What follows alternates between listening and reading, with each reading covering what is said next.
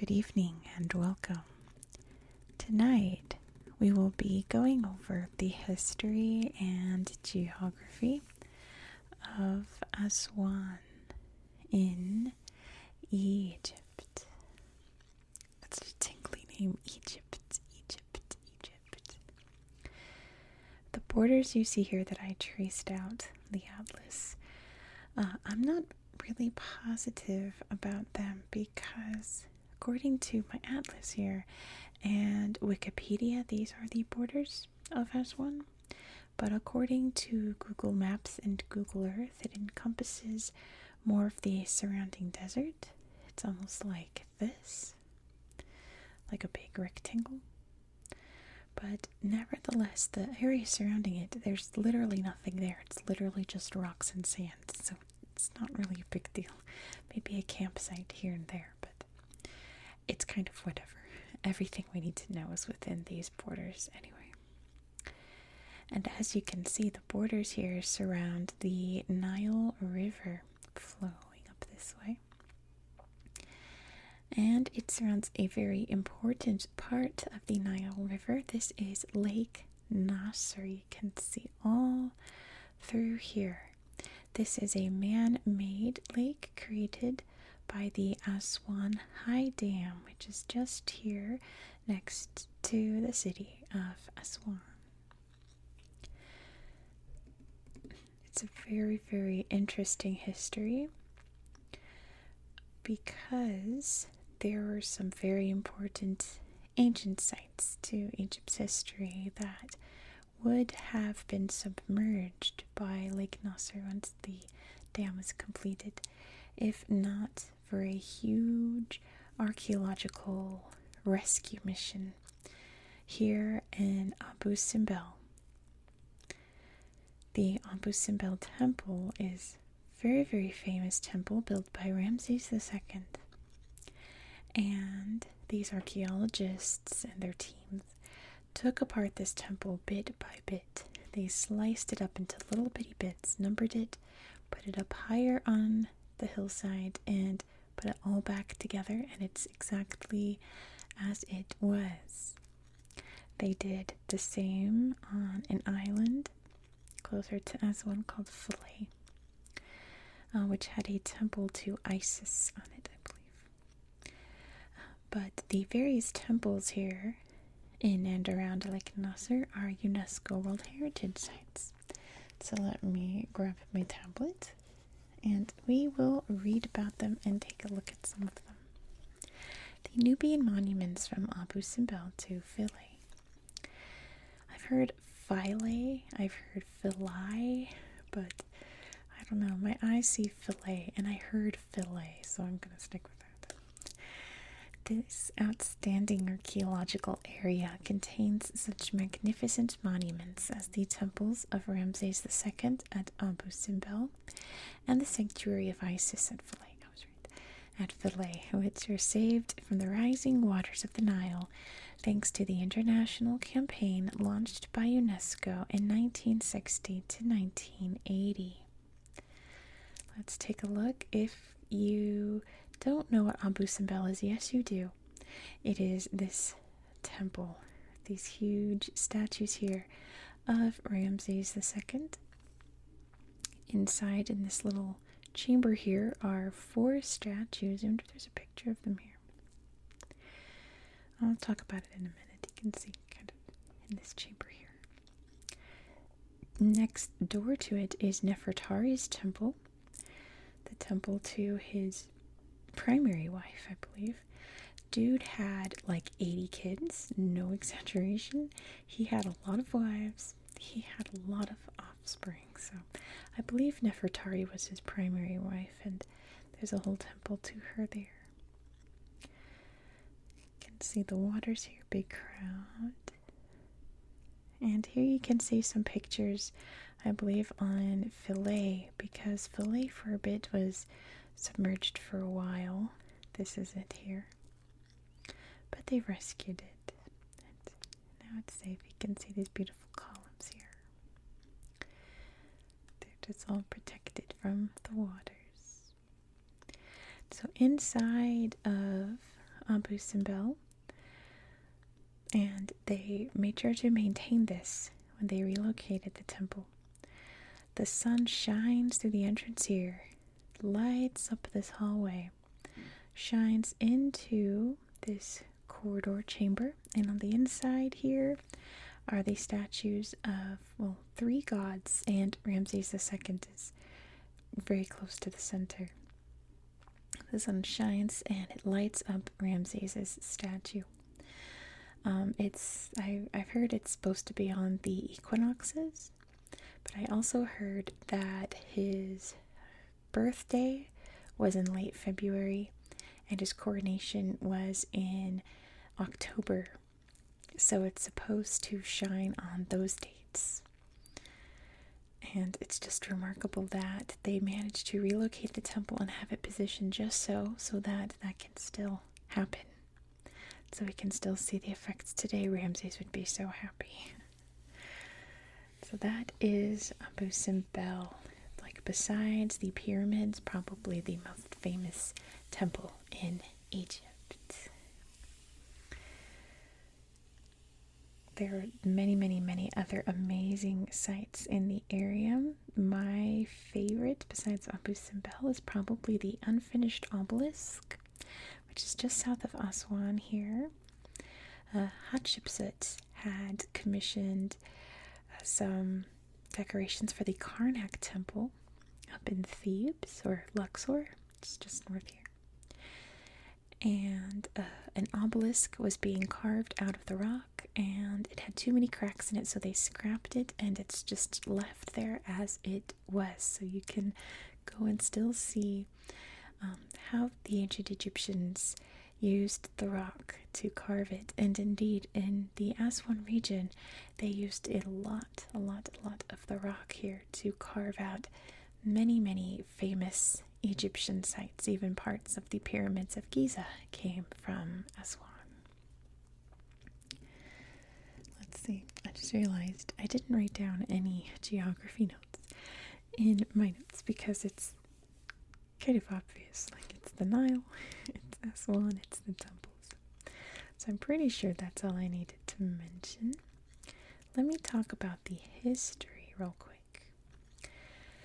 So doing research in these parts of Egypt, we're going to go to Egypt again in the next video, the next in the series.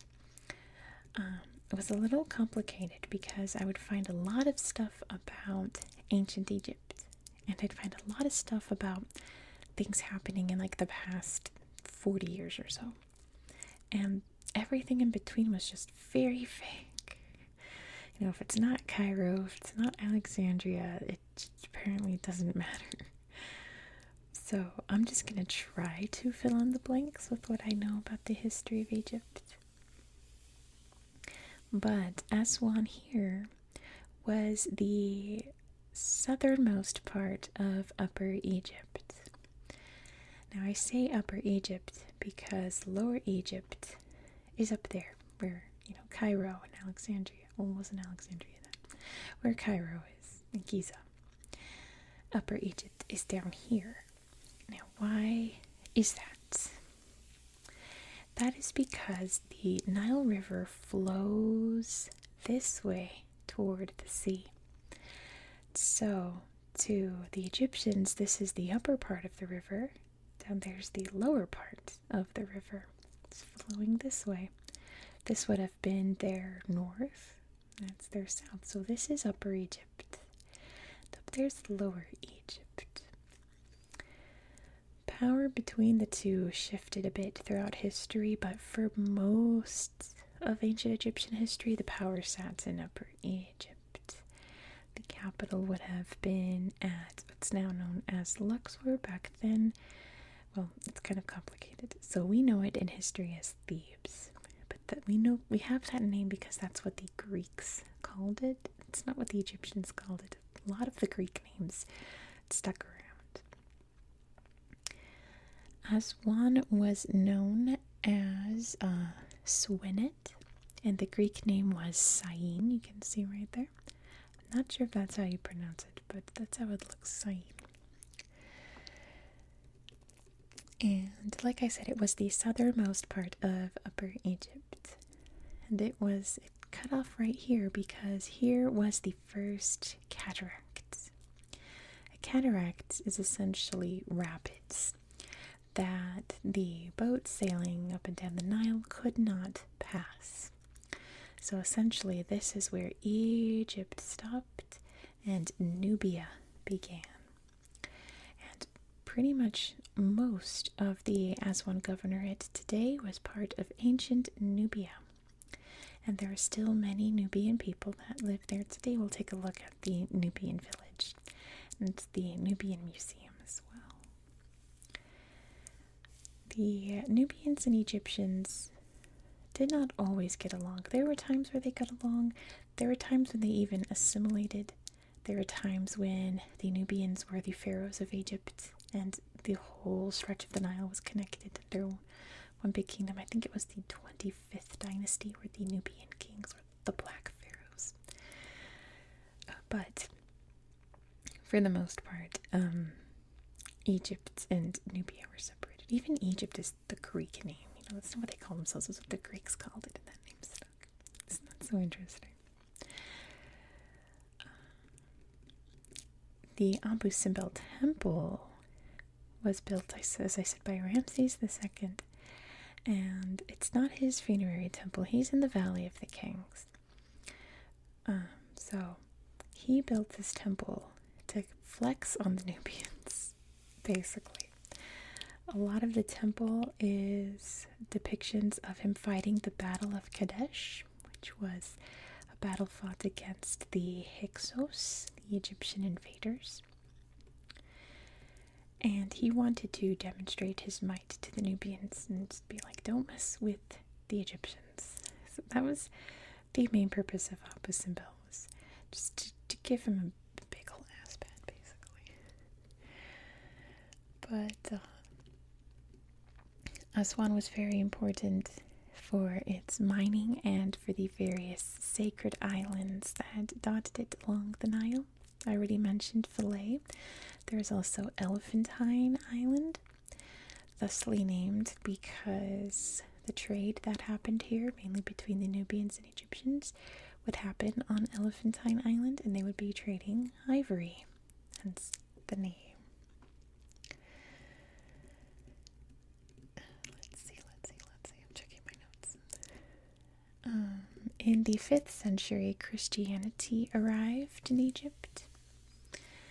It's a very interesting branch of Christianity known as Coptic Christianity, still very prevalent to this day. We're going to talk more about it in the next episode. But many of the old temples became churches. The old religion was outlawed, the new religion was in. And then definitely when Islam arrived a couple of centuries later, they became mosques. At least I believe they did. I didn't actually find any evidence saying they did in Aswan, but I know that in many other parts of the Muslim world, the old temples that were, pagan temples became mosques. So I'm just assuming. Again, there's not a lot of information about this period of history in Aswan, but moving on. Aswan became an outpost for the Ottoman Empire, sort of their last frontier before the Nubian desert of the Sahara took over. And once the British took over Egypt, it became a British outpost and was very important when they were fighting the Mahdists down in what's now Sudan. Well, they called it Sudan then, but I don't think we had the established borders then. Fighting the Mahdists, as in they were following the Mahdi, not that they were modestly dressed. Fighting the Mahdists down south. A lot of the base of operations was here in Aswan. So the original Aswan Dam was built in 1901, I believe, or 1902, around that time, the turn of the 20th century, to try to regulate these floodwaters. And there was a plan to build an even bigger, more spectacular dam in the 1910s, but that got scrapped because the ruler of Egypt at the time didn't like them. And then I think World War I happened, and like that became more of a priority. They tried to build another dam there. But the Aswan High Dam would undergo construction in the 1960s with the help of the Soviet Union. They paid for most of it, and most of the workers were Soviets. And you'll see why I mention that particularly when we go to Google Earth. That's quite important. The Aswan High Dam opened in 1971, creating Lake Nasser. And like I said, they had to relocate Abu Simbel and Philae. There were some sites that were submerged, unfortunately, but creating the Aswan High Dam helps regulate the flow of the Nile, which, I don't know, it's a little sad because the flow of the Nile, the annual flooding of the Nile every year, is essentially what created Egyptian society, Egyptian religion. It was all based around the floods and droughts of the Nile.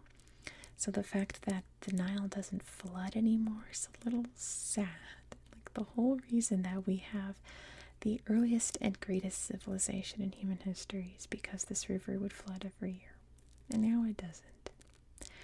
But it is very helpful. There are many droughts and famines in this corner of Africa, down in the Horn in the 1980s, 1990s, and Egypt did not have to worry about that because they could regulate the flow of the water and their crops would be watered. They wouldn't fall victim to the droughts.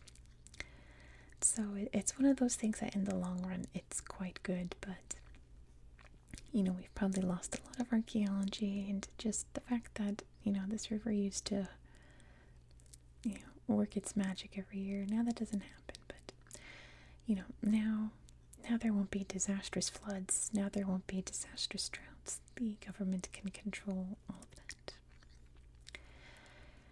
And I think I'm going to leave it there because we have a lot to look at on Google Earth. My goodness, I'm going to try to push through it so that this video isn't 5 hours long, because there's so many cool things to show you. Usually I just pick out 4 or 5 of the best things. I can't decide. I gotta show them all to you. So let's head over to Google Earth and we're going to look at Aswan. Alright, here you can see the borders according to Google. And see, it's much more square, not following the river as much. But like I said, everything outside of it, there's literally nothing happening there. So it's just kind of whatever. Let's zoom out a bit so you can see exactly where we are in the world. Maybe you're not sure where Egypt is located. So here is Africa. You can see the big Sahara Desert here.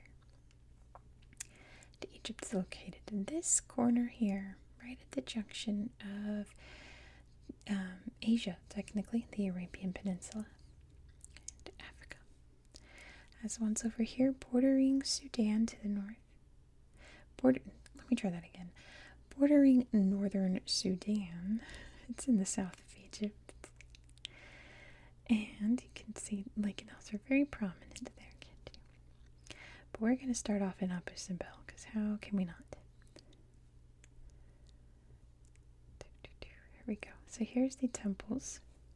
So the temples were originally like here. It's completely underwater. They would have been lost forever if they weren't relocated. And look, you can kind of see them from the satellite view there. Isn't that something? Statues. There's the other temple over here. That's incredible. But let's take a closer look. Abu Simbel temples. Here it is. These are all Ramses. This one collapsed in an earthquake. You can see the remnants of it right here. It's like they even put it back just so as it had been further south. I don't know. Part of me would have been like, why can't we just put it all back together? But they're keeping it as it is. There it is, lit up beautifully at night. This is the Queen's Temple here. Here are the 4 statues. This one is Ramses II. And we've got 3 other gods there. I don't remember which ones they are, though. Some of the beautiful artwork in the temples. All the statues are of Ramses II. And it's just a sight to see, isn't it? All of these beautiful, beautiful paintings. There it is from a distance. It's a really famous depiction there of him fighting the Battle of Kadesh. Beside the corridor there. Lots of different gods, I assume, painted on there as well. There he is in his chariot. The Battle of Kadesh is the earliest battle that we have documentation of. Like, we know the exact movements and everything, and it was fought on chariots, and the historical documents, retellings, make a big deal of that, as if this was like the first major battle with chariots. You can see the Nile River there. It's the light shining through. Very, very neat, isn't it? There's lots of other little things to explore around here, but I'll let you do that in your own free time. Highly, highly encourage you to do so. But we're going to head over to the main event. Let's see Aswan. I need to make sure I'm facing the right way. There's Lake Nasser. We're going to go up to the Aswan High Dam. One of the most expensive building projects in human history. And over here, actually, I think it shows it in this slideshow, so we'll take a look at that. The Aswan High Dam. Let's see. Damming the massive Nile River, the world's longest river. Okay, maybe it's not in this slideshow. I thought it was. Let's keep scrolling and hope that I see it. There's a good picture of there. The big deal. Little temple there. I think that looks like filet. Maybe it's not in this one then. This one market. Yeah. Bummer. There's definitely a picture of it before. So anyway, I mentioned the whole Soviet thing because here we have the Soviet-Egyptian Friendship Monument. You can see there. It looks a little Mordor-y. It looks a little Mordor-y. It looks a little bit like Sauron built it. But nevertheless, we have, I believe this one's Egypt, right? It's the eagle. There's Soviet Union. Because you can go up into it, pretend that you are Sauron. Yeah, it's a little Mordor-y, but it was like a thank you monument for the Soviet Union who helped construct, look at the shadow of it, who helped construct the Aswan High Dam. And again, it's called the Aswan High Dam because up here is the Aswan Low Dam. The Aswan Low Dam, the original dam that was built. But we've got sites to see here. Let me see. Aswan University. I have to remember where all the cool stuff is. I think it's all up in actual Aswan. Let's see. This is Philae here. But Google Earth doesn't really have any good pictures of the temple, and you've already seen a bunch already, so that's fine. I gotta go up into Aswan to see some of the cool stuff. Let's see. Okay, my phone just overheated, so if the angle changed, my apologies. But while I was letting my phone cool down, I poked around to make sure I found all the things I wanted to show you, and I found something else. I was over here and I saw this is marked the ancient Philae temple before the move. And look, you can even see the door temple here in the water, right? In the water. Look at that. But we're going to head up to Aswan because there's so many things to look at here. first, let's see. Over here we have the Nubian village, where a lot of traditional Nubian architecture is preserved. And it's very, very colorful. There's camels here. Very bright. It's like kindergarten colors, right? Very bright primary colors. It's a cool little village. Look at this. Like Mexican restaurant colors. Very bright, very loud, very busy. Some crocodiles. Because of course we're here at the Nile. There's Nile crocodiles. Look at all the painted bricks. Beautiful little town. There's a felucca here. Old Egyptian boats that still sailed around the Nile. Big minaret there. Very cool little corner there, isn't it? Then later on over here,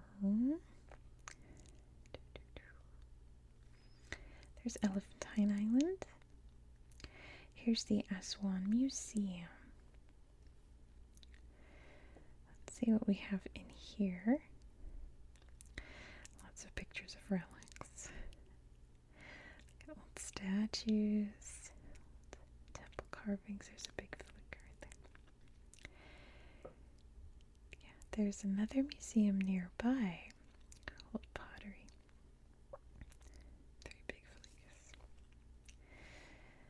The Nubian Museum is over here. There's also the Nile Museum a little further south. I forgot to show you that. But we can see a Nubian pharaoh here. Again, I think that was the 25th dynasty. It was the Nubian pharaohs. There's a monkey. It's probably not a monkey. It's probably like a god, right? There's a solar disk. Looks like they're studying here. Maybe studying the Quran. Some old homes here. Cool statue. Big horses. Very, very neat. That's a pretty vase. Sarcophagus. He's got sideburns. It looks like he's giving him bunny ears. Very, very neat. Gonna have to add this museum to the list of Egyptian museums I want to visit someday. Nearby, there's a really big Fatimid cemetery from the Fatimid Caliphate, right? And then nearby, I want to see if we could see it from above.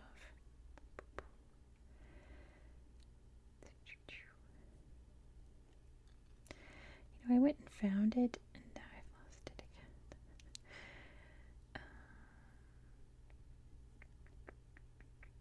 Sorry. I wanted to impress you guys. Be like, and look, here is the unfinished obelisk. But I'm just going to put it back in. Let's see how far off I was. I was so close. I just couldn't see it from above. The unfinished obelisk, which you can see there. Can you see it? How they had used this rock for stone quarrying. They had been working on this obelisk and didn't finish it because the stone was not good enough. They would not have held up. So, goodness. There's no pictures of the obelisk, but we can see it from above. Isn't that impressive? That's crazy.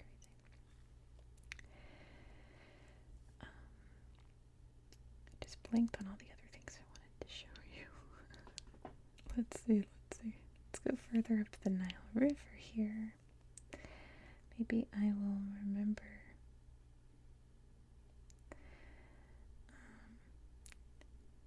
If I was like, oh my gosh, there's so many things I want to show them, and now I've completely forgotten all the other things I wanted to show you guys. Let's find the Nile Museum.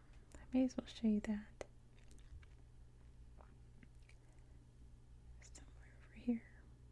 Pretty sure. And I've just forgotten where everything is. Maybe it's over here. There it is. It's by this dam. The Nile Museum. That's a gorgeous little entryway there, isn't it? And we've got a little depiction here of the Nile River. the two Niles meeting up as one. Lots of old coins, and it looks like stamps even. And wow, it's a huge room here, showing some diagrams and diagrams. Really cool statues along here. Gorgeous little tableware set. The flags of all the countries where the Nile goes through, right? You can see that's Ethiopia, that's Kenya, that's Burundi, I think, Eritrea. Oh, gorgeous. But, yeah, watch out for that jumper. Goodness, I was like, there's so many things I want to show them. Why don't we close this out, the power plant reservoir, at a nature reserve? It's a Nubian village. There's a reserve up here, I thought. There's a botanical garden. We'll just do that. Kitchener Island. So, thank you so much for watching. If you enjoyed this style of content, please consider subscribing. We are going to head up farther north up the Nile, actually to the town where Jamal Abdel Nasser, as in Lake Nasser, the town where he grew up. So it's a nice little link between the two. Be sure to subscribe so you won't miss out. We're also going to look at lots more Egyptian stuff on Google Earth. I hope that you found this video to be relaxing and educational. And I hope that you have a good